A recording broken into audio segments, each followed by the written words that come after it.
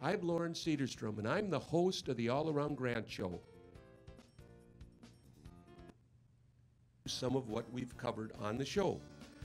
The Great Grant Tractor Parade and the GRP float that has also been in several other parades, as well as some of the greenhouses in Grant, the apple orchards, some of the farm markets in Grant, pick your own blueberry fields, which we have close, some of the farms that are around, car shows that we frequent, as well as the cutter parades and so much more.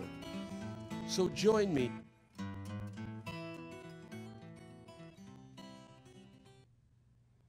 Hello, I'm Loren Sederstrom, and I don't have my horse with me. And I have my co-host today, Diana Longry. Thank you, Diana, for coming on the show and helping me. I greatly appreciate it. Well, today we've survived a couple technical difficulties, one of which I usually like to bring you clips from the city council meeting. Unfortunately, they canceled it after 15 minutes. Larry Lanou was attempting to add health, safety, and welfare to the agenda. He did submit it to the clerk as required, and then Mayor Huber went on this long diatribe about, you know how to add things, and we've been doing this for years. But the fact of the matter is, no, we haven't been doing it for years. The last year or so, they changed the rules where you need a motion and a second to put things on, to have things to be discussed. And then after they're discussed at the end of the meeting, then the majority will decide if they will put anything on the agenda. And guess how many things I've gotten on the agenda? 0. So that's so much for, the concept is it's the will of the majority, but it should also take into consideration the voice of the minority. Sometimes people on the minority side of things have some good input, some good ideas.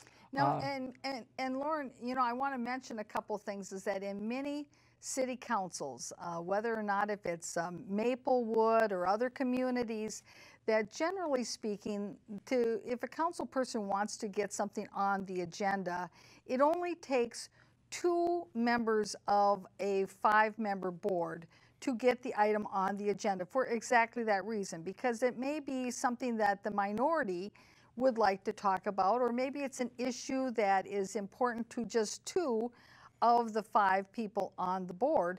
And this is an opportunity so that they can fully participate and that they can represent other segments of the the residents of the community, and that it's not necessarily just an issue of majority rules.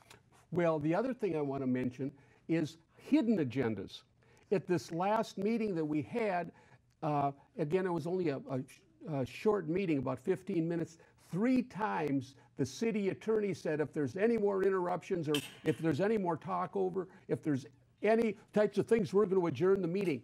3 times in a row he said that. Well, can you imagine that? They took it under advisement, and they took 1 recess, which was very interesting, and they all walked out the back door of the town hall, with including the city attorney and the 3 majority councilmen, went out there and talked for 5 minutes and came back. Can you say a violation of open meeting law? My goodness, and their city attorney led that. Well, he followed them out and they talked. They took a 5-minute recess. It came back, and like I said, I don't have the clip of them walking out because they shut the cameras off. That's a very common occurrence in Grant, to shut the cameras off. And as we go on, there were some very important things to cover, but there were some things they didn't want to cover. And we'll be talking about that very shortly. There's a lot of things that are going on under the table or off the cuff, whatever you want to talk about. And there was a lot of unfinished agenda items. So if we could put up the first one, we're going to talk about an environmental assessment worksheet. This is for the hockey rink that was supposed to be going on that former dump site. Now, there was a restrictive covenant in the deed that that was placed in there that does not allow the top to be penetrated, the bottom to be penetrated, and they said no one can build on this municipal refuse site.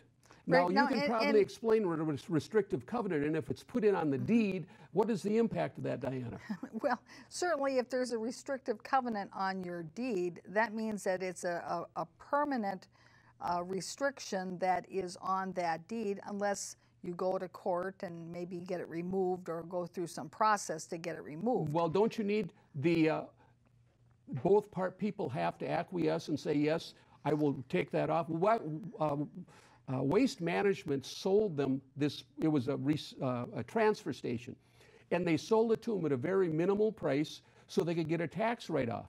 And what was funny about this is it was sold for, I think it was $800,000. The school district paid them $600 and wouldn't pay them the other $200. They had to take them back into court and never did get the full amount. And I did, in fact, talk to the attorney that handled that. So he didn't want me to divulge much, but I'm not going to name his name. But I talked to him. He's in Minneapolis. He had represented them. So it's very interesting. But again, it's this hockey arena, and one of the reasons people are surmising that the Rink 2 is going to build this hockey arena is because it's on school property and they can get the bonding. Now they're leasing the land for $1 a year. Now let's back up a little bit. Now the company is called Rink 2, correct? Mm-hmm. It's an LLC, I believe. Okay, and so are they affiliated with the school district? No, they're not, but they are a bunch of hockey supporters and some wealthy individuals that really want to see a hockey rink go up. Okay, you know? so and it's going to be used by the school district, or is it going to be used privately? A little bit of both. I see. Okay, so basically it's sort of a private-public partnership of sorts, because the school district has a vested interest in it going up, and the folks who are building it, they want it to go up. I mean, that's why they're doing this, obviously.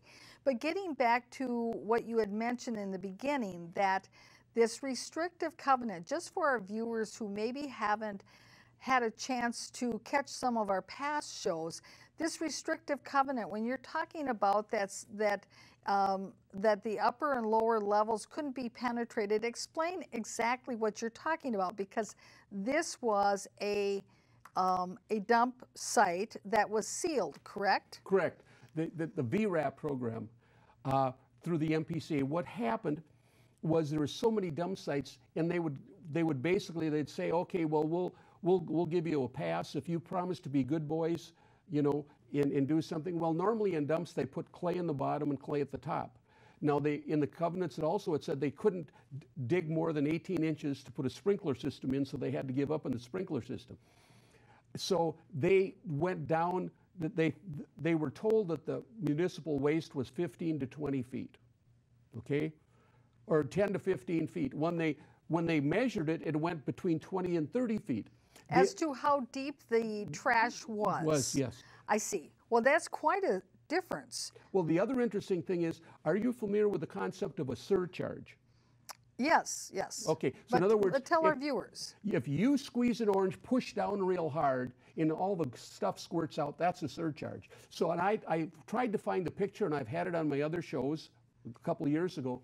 There was a picture of a Dodge 1-ton dually pickup parked in front of this mound of dirt, and it was 10 foot higher. So what they do is they put thousands of yards of dirt on top of the dump area, and what that does is put pressure on it to compact it. Well, yes, it compacts it, but it also pushes whatever groundwater and toxins further down into the aquifer.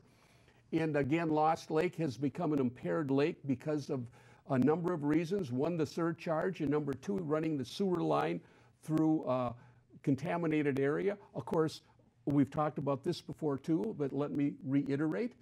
When they put a sewer line in, they don't want it to frost, heave, and break. So one of the things they do is they put heavy granular sand underneath the pipe for a bed to lay it in, and then they backfill around it so it doesn't heave like clay might.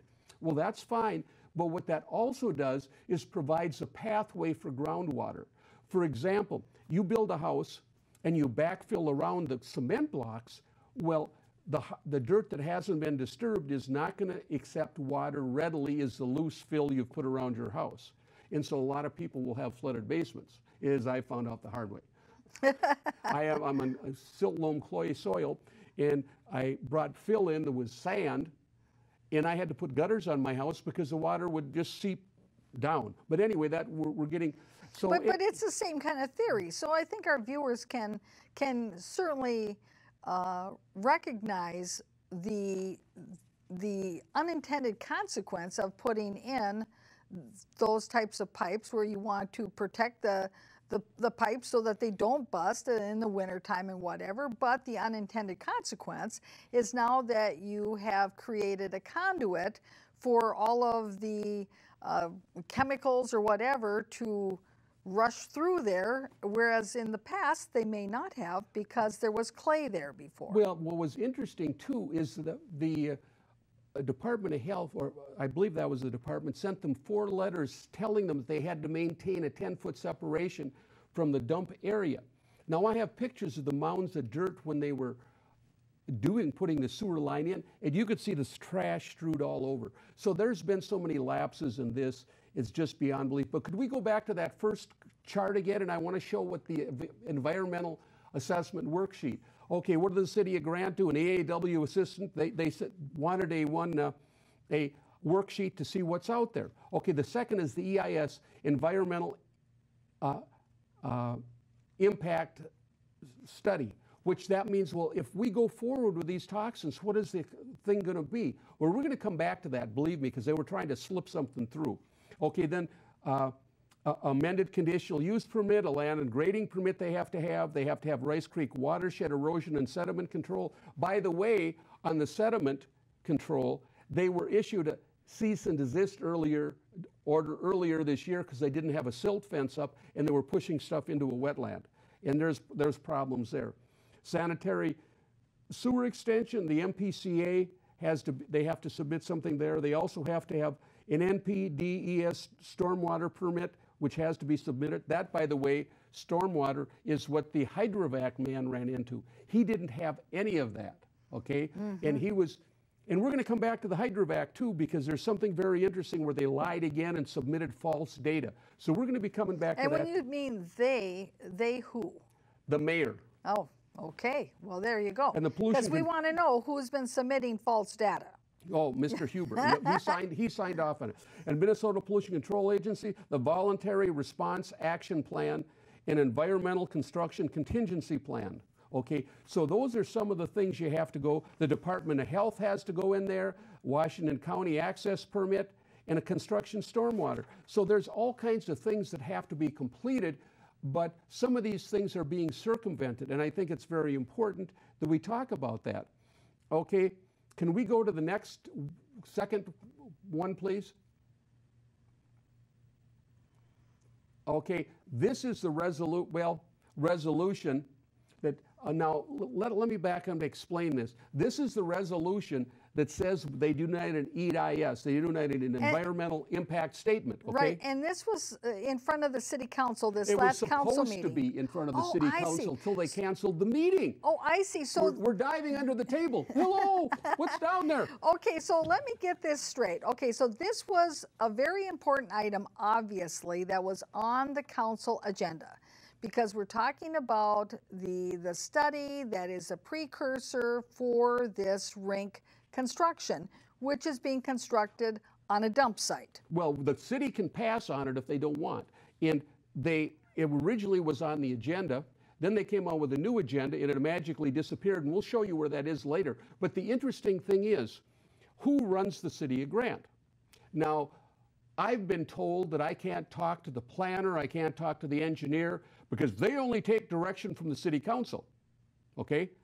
Nowhere at a city council meeting, and this happens frequently, was the planner directed to write an ordinance that says we do not need an environmental impact study.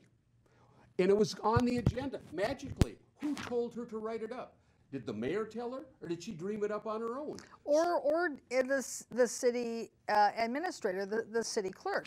I mean, because that's a question too, but it's my understanding the city of Grant is not a Plan B city, which means if you're a Plan B city, your city manager is ultimately in control of all the day-to-day affairs and actually is the decision maker in those types of decisions and directing the planners and directing the attorney and directing the person who's doing the brushing of the roadways or whatever. So the city manager is the one that would do that. But the city of Grant isn't a Plan B city.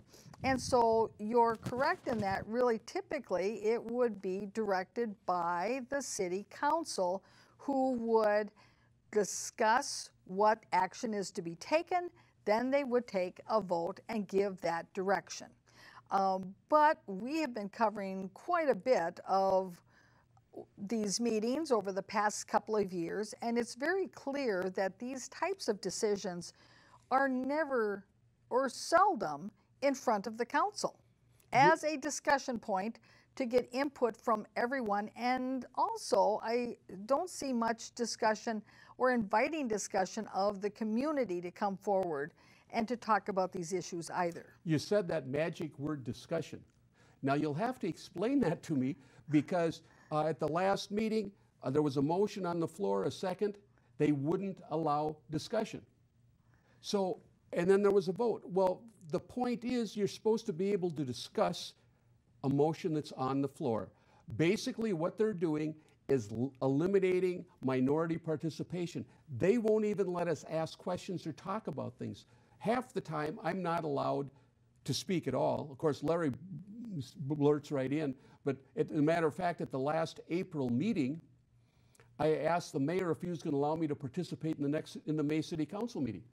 They don't want to hear from me, and I brought, for example, I brought that hydrovac ordinance up. I brought it, had a definition, and I made the amendment to 32-145 which says that does not allow wastewater discharges within 3,000 feet of a well.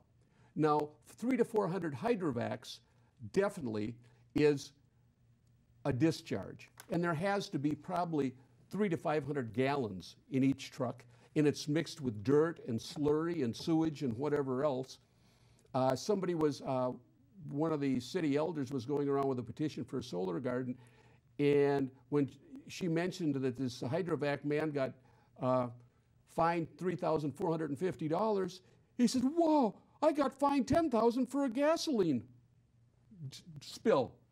So he got off easy, and I do have that documentation, that administrative order for $3,450 that in fact he had to pay. So again, we're going to be talking about this in a little bit too. So now I guess we're on to the next clip or next screen. If we could play that, please. There it is. They're showing that is the rest of getting rid of the not having an EIS. And now I noticed that it said that because of certain comments that were received by the city, that there was an amendment or a supplement that was done to the report. And we noticed in that clip that we just saw that it said that there were 11 comment letters. Now, you as a city council person, did you have an opportunity to look at those comment letters? Did they provide those to you as a decision maker, as a council member, to know what types of comments were coming from either other agencies or from people in the community? No. Here's what we had to do to get this information. Larry Lanou had to badger Bay West, who produced it, to get the MP4 worksheet. And it's a lengthy document. I think it was 22 pages. Of course, hidden in there, and we're going to be coming to that a little bit later. We'll be talking about that, the MP4. But what I'd like to do now is go to the next one, that's showing the dump on a grant, 3M dump. If we could go to that one. Superfund site information. Now, I got this out of the Chicago office of the EPA. It states right there, Grant Superfund site information, black and white, to say it was a Superfund. The mayor continually says, "Oh, it was never a Superfund." Well, guess what? It was a Superfund site. The major EPA has it. Unfortunately, I'm not impressed with the MPCA. There's as many holes in that as there is in Swiss cheese. things go through. The right hand doesn't know what the left hand doing. They just signed off on the MP4 that there were no discharges, when in fact they were fined $3,450 for hydrovac dumping. Right hand doesn't know what the left hand's doing. And you were indicating that somebody had mentioned that they had been fined $10,000 for a gasoline discharge. Well, isn't that an illicit discharge? I mean, that was years earlier. Oh, years earlier. Okay. So that's not within the same year. Okay. Well, but when you just check little boxes, I mean, it's an exercise in futility. They don't go out and look at things. The only way that hydrovac got going is I hounded the MPCA. We had some input from the engineering company when they were made aware of what was going on, that their engineer wasn't following up like he's supposed to, and the liability could have been incurred by the company for ignoring a major discharge. And so we had to do double duty to get anything done. Then I brought it to the council 3 separate occasions. The thing, Deputy Mayor Carr said, well, this is above our pay grade. We can't do that. Well, I guess, isn't that what local officials do? Create ordinances to protect their cities? Right. Well, it's just key to understanding what your role is in the community. You're supposed to be the leader. And you're to create public policy. You're to look at what your ordinances are to see if they meet the needs of your community. And if they don't meet the needs of your community, either because they aren't sufficient or because they're overreaching, as a community leader and as an elected official, that's one of your duties, is to say, we need to change the ordinances. I mean, there's no one else to do it. Well, the question I would have is, if the city of Grant predominantly are on wells, their own private wells. The exception would be Indian Hills, but they're still on a well because they have a central well system that serves them. Okay, so I think the drinking water supply would be a concern of the health, safety, and welfare of citizens. Mm-hmm. And how is that above your pay grade? How could you not advocate for clean water and clean drinking water? Already, there's 2 people in Woodland Acres that have bad wells, and they're going to have them, because as the mayor correctly said, this is one of the few true statements that isn't twisted, that the aquifer goes from the north to the south. The water, that's where the water flows, from north to south. Well, Woodland Acres is south of hydrovac discharge, and this man is having difficulties. But let's go to the next slide, if we could, please. Okay, Minnesota Superfund sites. You can't see it real well, but you can see it says the new Withrow Elementary School. And what's interesting, again, more flawed data. I have a measuring wheel that I use for my fields. It's like about a 30-inch diameter wheel, and it rolls off how many feet it is. Now they're tell us that it's 600 feet from the brownfield, which is the worst toxic area they had there. I said it was 300. And I took my measuring wheel out from the corner of the building to the berm where that starts, and just the berm.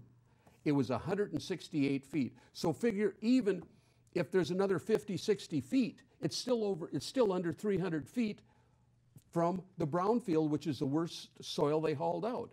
Now, they're talking about now in this new hockey arena that they're going to have to haul out 50,000 yards of dirt, I believe it is, and it's going to cost an additional $4 million to build. Now the hockey arena is up to about $16 million. And the beauty of this is, if it goes belly up, you know who's on the hook? The school district and the taxpayers of Grant. And we're going to be talking about the Grant taxes at the end of the show. That is astronomical. We have data here to prove how ridiculously high it is. But evidently the hockey parents don't care, they'll pay anything. And that's what got Huber reelected, because he was in with the hockey people, and he actually went and talked to the hockey group. He also went to classrooms, which was illegal as the dickens, and talked to all the social groups to get the kids to vote for him, the 18-year-olds. Before there was a levy, and there was a conflict about 6 years ago where the school actually took buses of 18-year-olds and dropped them off at the polls to vote for the levy. Oh my goodness. I mean, they're completely crooked. It's unbelievable the stuff they do. But, you know, let's go to the next clip, if we could. There's the soil and gas and under. Now look at that little parabola that's right next to the school. That is the brown field that I'm talking about, okay? They had to haul things out tons and tons. Well, what's interesting, when they did the core borings, do you think that they drilled anywhere near there? They went in the far northeast corner by the swamp and drilled. They went in the southwest corner. Man, we don't want to go anywhere near where there's any the contamination. Can we put that last clip up again, please, for a moment? Can you put that back up? Okay. No, not that one. The next one. Put the next clip up. That one. You go. Thank you. That big squiggle on the left is a municipal dump waste site. And you can see how large it is. That's exactly where they're going to put the hockey arena. They've already penetrated the top and the bottom. It's much deeper and wider than they thought. It's now going to, and I don't know how they can get around the restrictive covenant. We haven't figured that one yet, but it is in the deed. We have the documentation that they are not allowed to build there. Now, as we're looking at this map, and we bring that up so we can take a look at the map, let's take a look at the map. On the right side there, we see some square blocks. Now, those represent where the school is, correct? Mm-hmm. Okay, the bottom part is parking, and you can't see it very well, but that top, it looks like a backward Z. That Yes. top part of the backward Z isn't on the school yet. They say future development. So they're planning on bringing O.H. Anderson from the campus it's on over here. Now, what's interesting, they have 24 safe acres that do not have any contaminants. It's basically an old farm field. And I talked to a man whose great uncle used to farm it, and he sold the farm to the school district so they could build a school. Now, 24 acres is more than enough to have a campus on. Yes. But they're going to get rid of this land, and what they're thinking of doing, hey, it's uncontaminated soil, we can build houses. Now, mind you, going back to Wildwood, in 2010, you could not build a house on the site. But they called it an industrial because it's a school. What's really interesting, in 2011, the MPCA drastically changed guidelines. There is no way that that school could be built today because it went from 10 parts per million. You could have 20 parts per million. Now you can only have 10. So in other words, they decreased it by 10 times the amount of toxins. So it's much more restrictive now. That change was made after the school was built. 1 year, mind you. Wow. Wow. And right now, the health department is currently studying, because last I heard there were 53 parents that have pulled their children out of school, Wildwood, K through 3, because of nosebleeds and headaches during the year. And now, at this site, do they have any types of monitors that are in the ground that monitor what the fumes are that are coming from the site? They were supposed to have monitoring wells, and they never did. As a matter of fact, they're supposed to test every year, and they test every 2 or 3 years. And I don't have it with me, but they refused to put it on their website. But one of my cohorts in this thing did get a copy of it, and the levels of some of the dangerous chemicals do not exceed expectations. But if it's 125 parts per million, or whatever it is, they're sitting at about 100. Mm-hmm. So it's a higher concentration that would be allowed. And so it's the school district that was supposed to put in the monitoring wells? Never did. And so is that like in some kind of conditional use permit? Yes, it was in a conditional use permit. The thing is, the city of Grant does not follow up. Oh, they don't enforce it. They don't enforce it. I see. So you've got the school district who has this requirement as part of their conditional use permit, but then you have the city who is refusing to enforce. That's right. And so what other remedies do the residents have? None. There's no transparency in Grant. They have public comment, but the meetings are so contentious, people don't want to come to them. He'll pick and choose who he allows to speak. And he who? The mayor. The mayor does this. And they do not really want citizens involved. They say they have a bottom-up road policy, which means you pay for your own roads if you want one. But they've spent $150,000 in legal fees, and we're going to be talking about this very shortly. Oh, yeah, I know. Before the show, we were talking about some of the questionable legal settlements going on in the city of Grant. So, yes, we will be getting to that. What's next on your agenda there, Mr. Sederstrom? Well, we do have, I have the PFC article, which I'm going to bring out. Now, and where was that? This was in the St. Paul paper, and if you can, there was a big article. Okay, and I couldn't get this on something we could put on the screen, so I'm not going to read the whole article. In 5 Washington County cities, levels of chemicals once made by 3M continue to fluctuate in public drinking water. The levels of pollution have danced above and below safety limits in Oakdale, Woodbury, Lake Elmo, and Cottage Grove, making it harrowing and expensive problem to solve. One thing you don't mess with is people's drinking water. They freak us out, Kevin Wall, St. Paul Park City Administrator. Purofluorocarbons, or PFCs, were dumped into the landfills in the 70s and discovered in the drinking water in 2004. Since then, the levels of PFCs in human blood in Mississippi River fish have dropped sharply. Now, one thing that I noticed in that article, and I think that if we bring up the next clip, that maybe we'll be able to show it for our viewers. You won't be able to read it, but at least you'll see what the headline is. Let's pull that up. Ongoing fight against PFCs.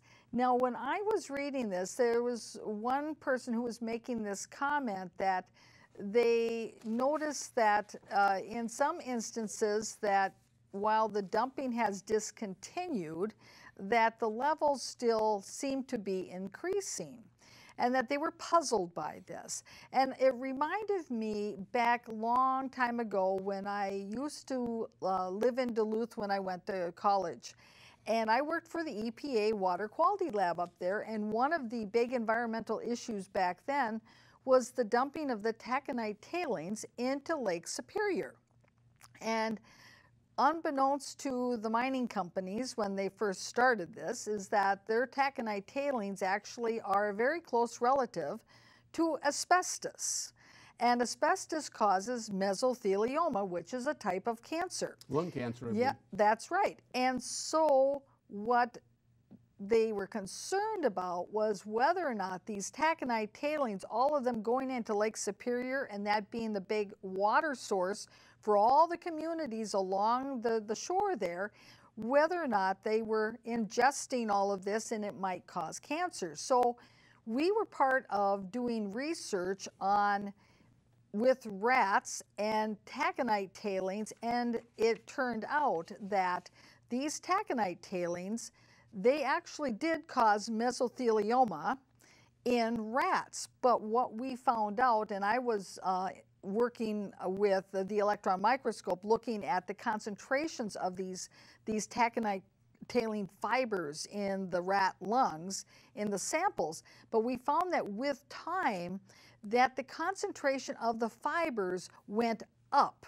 And the reason they did is that over time they actually became smaller and split off from each other, so the concentration increased over time and they became more deadly over time. Because when they were larger shards, is a good way to say it, I mean that's not really, you know what, you got the idea. And when they were larger, they caused less damage, but they just would stay in the rat's body. But as time went on, because of the rat's biology and wearing them down, they would just turn into more shards, smaller, thinner shards, which caused more damage and caused the cancer. So you're trying to tell me your favorite pet rat died? So when I was reading about that article and they were talking about how some of the things about these PFCs were puzzling to them, it reminded me of those early days with the taconite tailings, when people were puzzled about the impact of the taconite tailings on human health. And so this is also part of that whole understanding the hazards and the effect on our water and on our health. And I think you brought up in a previous program how maybe some of the council majority, they don't want to recognize whether or not if these dump sites are dangerous or not because, well, they look at old tests and they go, well, the stuff that's in there from the old tests don't show danger, except that your point was is that they didn't test for the PFCs. Until 2004. And that's well, right. The other thing about the puzzling thing in that, the plume thing, they talk about plumes. Okay, let's take a glass of water and we'll drop 1 drop of food coloring in it. Now you take a straw and start sipping in one side of the glass. Where is that drop of food coloring going to go? It's going to go towards the straw. And that's how these plumes move. If someone makes a big bunch of water movement, they water their lawn, or this bunch of people use a bunch of water, well, where is the plume going to travel? And it's or you got a big well that's serving a larger community. There you go. That's where it's going to go. That's right. Okay, now we're going to go, I believe it's the MS4 report. If we could go to that one, please. Oh, no, that isn't the one. Well, I'll just read it. Well, first of all, you know, before we get change topics here and talk about the tax levy with regard to the Matamidi School. The MP4 that was dishonest. Oh, yes, that's good too. But I do want to mention to our viewers, and we don't have this film footage today, but I certainly think that this would be a great show for us to do and to share with our viewers, is that recently they had one of their community meetings regarding the 3M settlement and the communities that are involved and the PFCs and all of that. And we actually had one of our reporters there who got the film footage, and so we've got actually about 3 hours of video footage from that community meeting, and there's a lot of great discussion there, some interesting comments, some good questions from people in the community. And so I think that we should put that on the agenda for a new show in the future. Okay, well, let me come to this. This is one of the pages. The MS4 is a 22-page document that documents runoff, local runoff. Okay. And does this need to be completed every year? It's completed every year, and it's signed off on. And question 21 is, did you identify any illicit discharges between January 1st, 2017 and December 31st, 2017? And you can't see it, but they checked no. Now, ladies and gentlemen, we just had 300 to 400 hydrovac trucks that dumped thousands and thousands of gallons. They were fined $3,450 by the MPCA. And here we have Jeff Huber's signature, 6/13/18. There were no discharges, folks. Gee whiz. He's in denial. I wish he was in Egypt, in denial. Right about up to, anyway, we won't go there. But what I'm telling you, he basically has, this is documentation that the man has lied and signed off that there were no discharges, when in fact there were. The city attorney gave him a cease and desist. The MPCA came out and fined him. You mean the owner of Morehouse, the man that had the hydrovac dumping. Right. Mm-hmm. Then there were a number of complaints made. Then they were given a restoration order, which he failed to comply with. He finally got it done in 2 weeks instead of 7 days. And so there's all kinds of things going on. And it was such a large topic. I brought it up at 3 meetings. So how could he not be aware or acknowledge? I put flyers out into the community that there was a major wastewater discharge against Ordinance 32-145 that says no wastewater may be discharged within 3,000 feet of a well. They wouldn't do anything with it. So I just find that very fascinating about what's going on. So anyway, I guess we do have one more thing on that topic. State finds toxic vapor in hundreds of buildings. Let's see if we have, can we bring that up? We may not have that one. Okay, well, I will read this. State finds toxic vapor in hundreds of buildings by Joe Marcotti, the Star Tribune. You can't see it, you can't smell it. But toxic vapor rising from soils contaminated decades ago by industrial solvents are creating new and expensive headaches for people in Minnesota. Pollution officials have identified hundreds of sites contaminated by quote-unquote vapor intrusion. And this month they began rolling out a new set of rules requiring property owners to test for vapors and address them before transferring property. Even if state officials scramble to understand the scope of the problem, business owners are facing millions of dollars in new costs to make their buildings and neighbors' buildings safe, from carcinogenic fumes that collect inside from widely used solvents long since discarded. It's like working on an engine while having while the car is driving down the road. Who runs the vapor intrusion program? And it hasn't peaked yet. Chemicals in this class are called volatile organic compounds and are still used in Minnesota. Main sources of contamination are dry cleaning fluids, metal degreases, discarded or spilled by large businesses across the state. So there was an example of somebody was building a new Arby's, I believe it was in Rochester, and they got the lot, and all of a sudden they found out that it was contaminated. And most of the things people are familiar with when they tear down a gas station. Right. They have to take the tanks out. Invariably the tanks have leaked because they were metal and they rusted because they're in the ground. And that's an issue. Well, you know, just the other day on commercial TV, there was a story about, and I don't remember what state this was in, but there were two moms that were starting this organization because they found out in their community that this whole tract of houses was built on property that had been contaminated, and that there was this issue with fumes, just as you described, and that there was a higher incidence of the children getting cancer. But what was the sad part about it is that because there weren't enough children getting cancer, they couldn't be classified as a cancer cluster. Well, one of the problems, I interviewed about 5 years ago Erin Brockovich. I've worked with her a number of times to try to get that new school at dump site, which failed, which was very disappointing. And she said the problem with the cancer clusters is people get sick and they move away. No one documents who has cancer in a neighborhood. We have a neighbor out there, Lisa, her name is, I won't mention her last name, but she was over by, right off 35E, by the Cub store. There was a Red Ball dump back there, and there was 5 neighbors out of the 10 homes that ended up with cancer, and she ended up with cancer and had that's a whole nother story.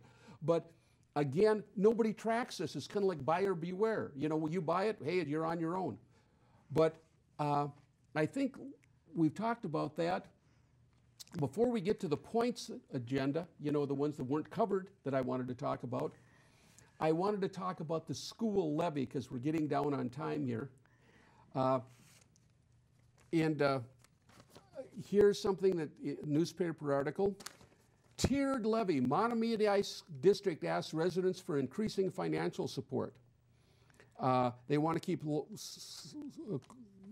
class sizes lower.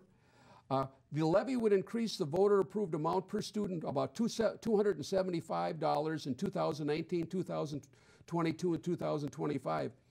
The current voter-approved levy amount is $744. Well, they have additional levies, and it would be almost $1,600 in 2025 for an average residential. So it's like more than double. Okay, it's going to be doubling. Okay, that's what they're talking about. So they would vote on one levy because right now, 51% of every tax dollar that I pay in Grant, because I'm in the Mahtomedi half of the school district, I pay 51 cents. Now, in Stillwater pays 42 cents, so there's a huge discrepancy.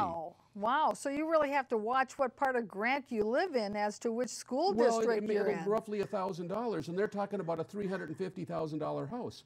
Good luck finding a $350,000 house in Grant. I mean, you're talking about maybe a garage and a vacant lot, you know, but The building lots alone are $200,000 to $400,000. They just had a bidding war on 3 lots on Jamaica Avenue, or Jamaica, south of 96, and the top one went for $339 for a 10-acre lot. That is a lot of money. I mean, what are you going to do? Mortgage the lot and pitch a tent? I don't know.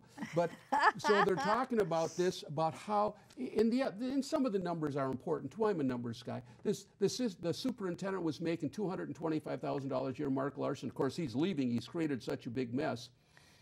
And he supervises 4 schools. Now, the Stillwater superintendent supervises 10 schools, and she makes 170. Plus, the lunch program is out of the Stillwater schools. Montepeti doesn't do it. Half of special ed is. They farmed the alternate learning campus to 916 Metro Vote Tech, you know. So what are they paying for? The interesting thing is, though, they had a homeless coordinator to help the homeless people in Montepeti School District. And she was getting $60,000 a year in benefits. Well, they only had 3 homeless people. There'd have been money ahead to give 20 grand each one. They wouldn't have been homeless. I mean, this is ludicrous. Now. And so, and it was the school board that voted on adding that position, or was that just an executive decision of the superintendent? It was the superintendent to, you know, put it out there, and the school board had voted on it. You know, my goodness, we couldn't have 3 homeless people. You know. 60 grand would have gone a lot, you know, you could have put them up at the Ritz or something. But going on with this tax thing, Stillwater Schools sent something out, and they have a good deal for taxpayers right here. This is documentation. And I think we do have a slide of that too that we can bring up. Okay, can we bring that up? And that way it'll show, in some ways, a little bit of a depiction of it. Okay, South Washington County pays $1,710. Montepeti pays $1,360. Oakdale is $1,200. $1,100 for Hastings. Chisago $1,100. $1,100 for White Bear Lake. Stillwater is $929, and Forest Lake is $902. That's for a $250,000 property. Good luck finding one in Grant. Isn't going to happen. I think if you can find something under $400,000, you better grab it. Right. Because that's just the way it is. So they're talking about, you know, there's no way it's going to be hard to find a $250,000 house in Montepeti. In Willarney, however, which most people don't realize, that's a circle of the donut. Montepeti's around it. They have some little houses. They have some lots that are 50 feet by 70 feet. I'm not kidding you. One on the corner there isn't 8 feet on each side of the darn house to the sidewalk. It's just unbelievable. Of course, it was a little resort town, and they never changed, and that's just the way it is. But the taxes are getting so onerous, it's just ridiculous. You know, you're paying, $500 a month for taxes and up. Guy across the street was paying $9,000 a year. That is a lot of money to pay before you get a chance to pay utilities or buy groceries. So I don't know what's going to happen with this, but it's getting crazy. So now we're going to go on to the agenda, the last one we're talking about. If we could put that up, please. Okay. Now there's a couple things there. The city planner Jennifer Haskins, consideration of resolution 2018-15, review of the EA and record of decision finding of an EIS. We just talked about that. They were trying to slip this in, and she'd already written the resolution up to say that we don't need environmental impact study. So who told her to do this? This was another, oops, what's under the table situation. And you see, really the proper way to... She should have been directed by the city council. Right, well, and really the proper way to do it so that way the council is able to balance the decision of yes or no, is that you draft a resolution that is for moving forward, and you draft a resolution that says we don't need to, because then that way it is not the planner who is directing the way the city's going. They're giving the options. They're saying, we have two options. If we go with option A, this is the way the resolution would look. If you go with option B, this is the way the resolution would look. And so then you would have that open and frank discussion, and then the council, somebody would make a motion as to which resolution to adopt, and that's what you go with. And we would have much the same problem in Maplewood when I first was elected mayor, in that the city staff would have everything already cut and dry, and all we had before us was the foregone conclusion. And that was one of the things that we actually modified somewhat, because we said we want to know what are the options. So if there's an issue and there's several different, like say several different options of what we would like to have in the road project, for instance, you know, how much money it might cost if you add this option on, or this option, or this other additional neighborhood, that there's different options. Okay, we want to see what those options are, so then we can have a discussion, and then we can decide what goes on and what is right for our community.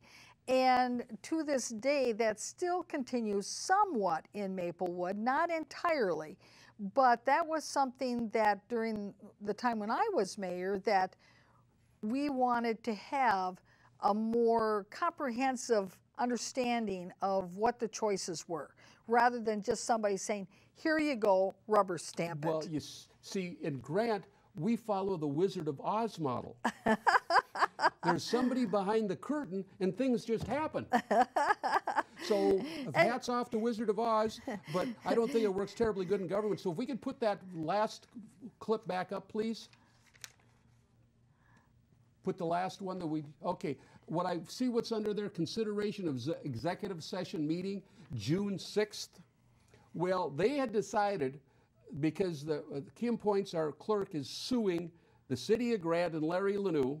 We talked about this before, about they went to a Grant Heritage Days or Restoration Project wine tasting. A few years ago, 3 or 4, and Steve Bonin was a councilman, and they have a big entryway, and down the hall is where the ballroom is, where the wine tasting was, and you have to check in at a table to get your number, you know, whatever. I saw him just standing there, and I thought it was kind of funny, because why would someone be standing in the middle of an entryway? I said, well, Steve, what's up? He said, oh, I'm waiting for my date, Kim Points. Well, a date significance nothing. You can have a daddy-daughter date, you know what I'm saying, and just, you know how it is. Right. It just, you're meeting someone for something. Well, Larry quoted, said, Kim Points had dated a married councilman. So she's suing him for defamation of character and the city of Grant. And what people may not know, the League of Minnesota Cities is the insurance agency for cities, which we have. And we went to those 4 meetings that they were on there, and they voted to, at one time, go up to 90,000, but then they said, well, 50. You mean they who? The clerk, the city council, the majority. Larry couldn't go, I was there, okay? But they voted, and I don't remember voting for the $50,000 settlement, but what is supposed to then happen is you're supposed to come out of closed session, go to an open session, and approve it. Now, you notice... And have your vote, and that's exactly right, because certainly this is, you know, many people don't realize this, but certainly if you're an elected official, this is one of the #1 rules that you learn pretty quick.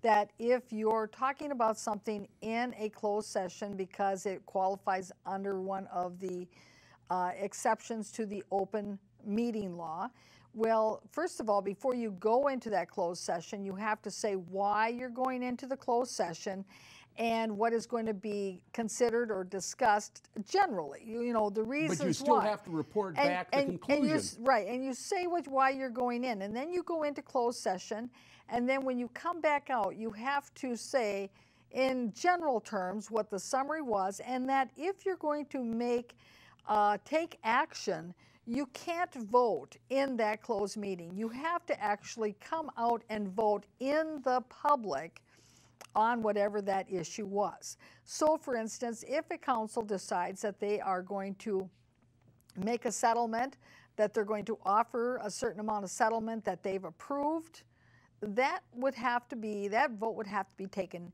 in the open. Well, if you people notice that the consideration of June 6th, that's the last meeting that they had. There were representatives from the League of Minnesota Cities. And the League of Minnesota Cities said they would not have a separation if they were suing both. Larry Lanoux was being sued as well as the city. Their insurance would kick in, but if they wanted to pay Kim Points $50,000 on their own volition, the League of Minnesota Cities would not reimburse them because that was a frolic of their own, essentially. Now, that meeting was June 6th. As I understand, on June 20th, or was it July 20th, she received a check for $50,000, which very conveniently is enough to fund her continuing to sue Mr. Lanoux. But the League of Minnesota Cities says, hey, too bad, you're on your own. They're complaining about the legal fees. They went for dismissal before there were any depositions, mind you. And who went for dismissal? The League of Minnesota Cities and Kim Point's attorney. No, I'm sorry. That's a violation of open meeting law. That's a second lawsuit. I'm sorry, I got mixed up. They took depositions from us, but anyway, what I'm saying is they're complaining about all these legal fees and not fixing the roads, and then they do a unilateral payout with no reimbursement from the League of Minnesota Cities, which that basically is the legal insurance program for cities. And it's contrary to what it sounds like what the Minnesota League of Cities Trust Fund was recommending. Oh, it was. They said, no, if you do that, you're on your own. If you go to court and there's fines paid, then up to a certain amount of money, we cover that. Right, because they still represent Larry Lanoux, correct? Yes. And see, so this is why this is counterproductive. You have these 3 city council members in the majority who have decided to just give $50,000 to Ms. Kim Points because of what her claims are. First of all, who knows how they got to $50,000? What's the real damages? What's the real extent of making the statement if it was made? And so, okay, so now they have given her money, which, as you indicated, she can now use to continue to fund her lawsuit against Larry Lanoux, council member, who is being represented by the league's trust fund. Well, the other interesting... You see, so now what happens? So now they're spending their city money to fight their insurance company, and their insurance rates will go up because the league has plenty of money to fight litigation. This seems very awkward. They're going to be fighting themselves. They are going to be fighting themselves. The other interesting thing is about this whole lawsuit is they did not name her. They called her Jane Doe. I tried to mention it in a meeting, and they jumped down my throat like you couldn't believe. But we're getting down to the end of the time here. Next month we'll have more clips. Hopefully we'll be able to have a full meeting. We won't have any technical difficulties. But I want to thank you, Diana Laundrie, for being an excellent co-host and providing a lot of insight from a legal perspective. And join us again next month when we see what's happening in all around Grant.